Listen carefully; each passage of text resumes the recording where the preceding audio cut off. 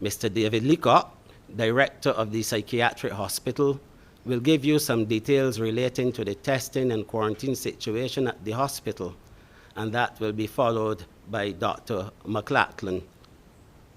David? Thank you, Minister, and good afternoon, everyone. Relative to our current circumstances, to date, as Minister mentioned, we have tested all 82 clients on the ward in question, with all 25 staff for that ward. Those 25 staff are now currently in government quarantine facilities, waiting their second test, and that should be completed tomorrow. Those 82 clients I mentioned are also going to be tested tomorrow for their second test as well.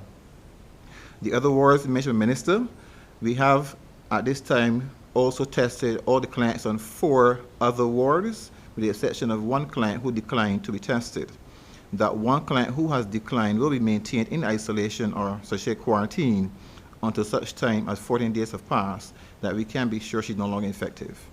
All other persons I mentioned have been tested, and those tests have all returned negative tests at this time. I'll pass on then to Dr. Maclachlan, who can give you more insights into what has been happening. And good evening, everyone. We have determined certainly that approximately 29 patients were discharged from the A ward beginning from the 1st of April. Of those 29 patients, 4 have been readmitted and were readmitted during the month back to the ward.